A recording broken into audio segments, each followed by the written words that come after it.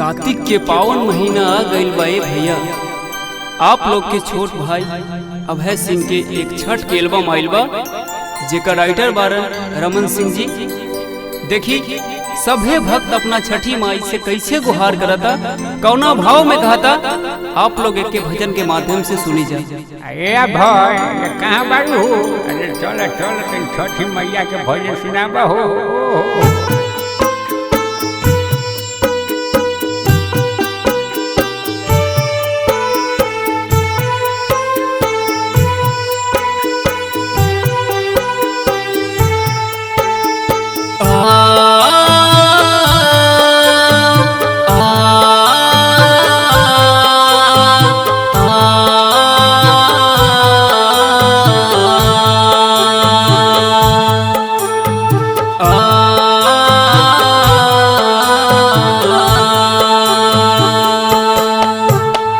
चलो छठी घाटे भइल रघ के बेर बा, पूजन के रे बेर बा, सूरज के दुआर बा हो। बाझिन पुकारे देव दुनु हाथ जोड़बा, रघ के रे बेर बा, पूजन के रे बेर बा हो।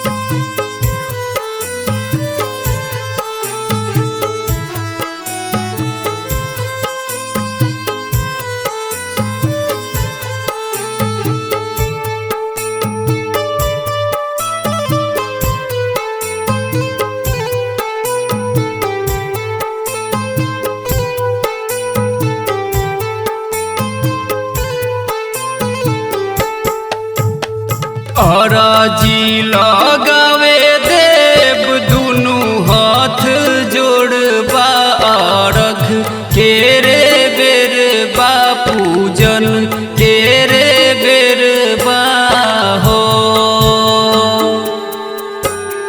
कोढ़िया पुकारे देव दिन दुपहरवा, रघ के रे बेर बा, पूजन के रे बेर बा हो।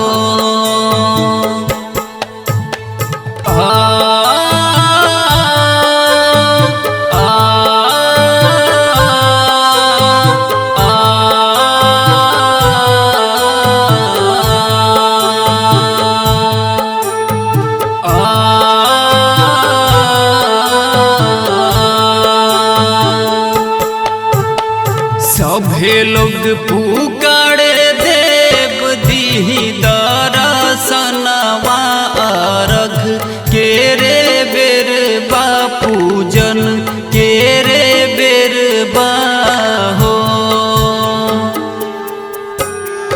दुखिया पुकारे देव निकली बाहरवा, रघ के रे बेर बा, पूजन के रे बेर बा हो।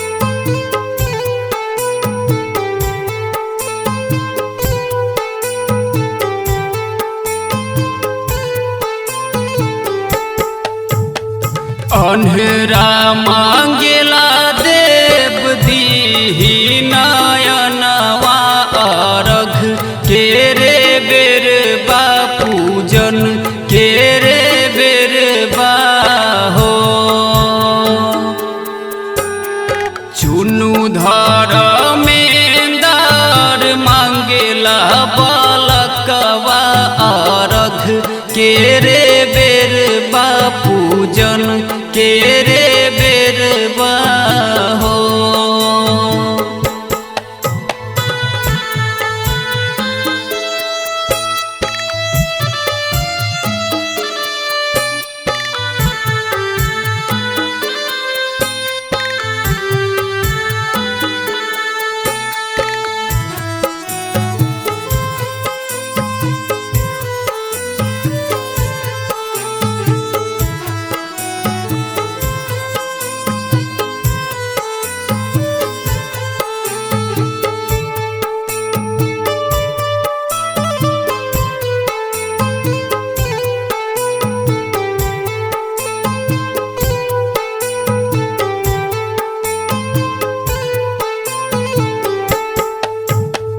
रमन अभय पार रखी ध्यनवा अर्घ के रे